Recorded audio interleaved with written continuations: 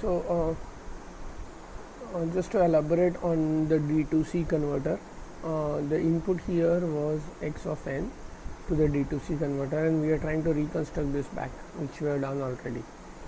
One change which we in the previous video which we have seen is, instead of xc of t, I am going to use a representation called as xr of t, which says it is reconstructed output. Okay, xr of t will be same as x continuous of t if all your Nyquist criteria and everything else is maintained. So now what is xr of t? We'll just look at it in the frequency domain part of it.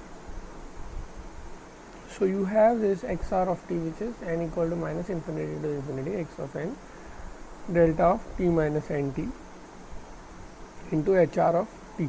Okay, this is t. Okay, so now if I want to take a Fourier transform of this one, then I will be getting xr of j omega equal to integral minus infinity to infinity xr of t into e raised to minus j omega t dt.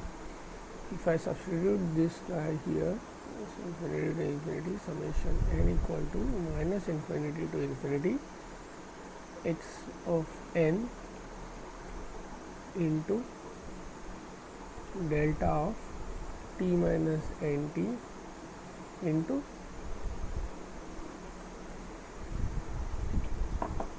so to have this further simplified, x of n into hr of t minus nt, this is what you have. Okay, so I can replace this here as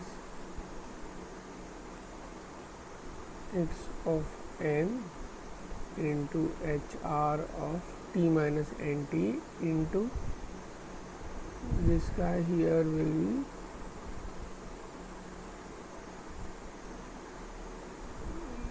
e raised to minus j omega t dt. Okay, so now what I have is I can get this guy out here, n equal to minus infinity to infinity x of n integral minus of infinity to infinity hr of t minus nt e raised to minus j omega t dt. This here is a Fourier transform hr of j omega into e raised to minus j omega nt. This is the property. So a Fourier transform of hr of j omega is minus infinity to infinity hr of t into e raised to minus j omega t dt. But if I do a shift in the time domain of nt, I have to multiply by a phasor here. Okay, so this is what I'll get. So here my xr of j omega will be summation n equal to minus infinity to infinity. Okay, hr of j there is a x of n term, x of n into hr of j omega e raised to minus j omega nt. This is what you will get. Now to further simplify it, what I can do here is, this guy can come out, hr of j omega into summation n equal to minus infinity to infinity x of n into e raised to minus j omega nt. So if you look at it, this looks like a discrete Fourier transform formula. Only thing, your omega is now omega t. So I can write this as hr of j omega into x of e raised to j omega t. This is a discrete time Fourier transform representation because of e raised to j omega form, and instead of omega I have this omega t. So this will be your final expression for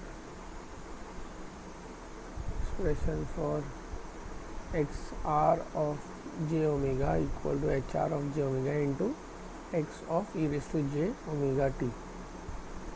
Okay, so this is in the frequency domain, which has a relationship between your input, this is your input, with the impulse response of the ideal reconstruction filter, or the frequency response gives you the frequency response of the output.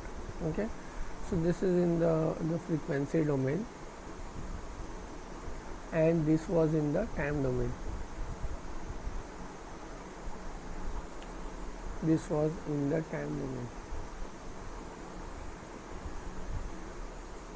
Okay, so these two results you have to like keep in mind. So what we are trying to say here is there is the D to C converter looks something like this. First thing is you have a x of n which is inputted to this block, which converts the discrete sequence to impulse train back. The same way, it's the reverse of what was done in the previous case, and then we pass it through a ideal reconstruction filter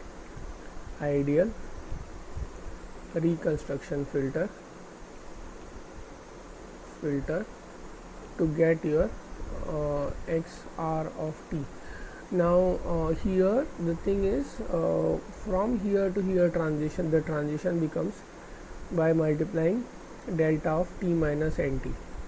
Okay, from n equal to minus infinity to infinity. But in the frequency domain, what exactly happens here is, this is x of e raised to j omega,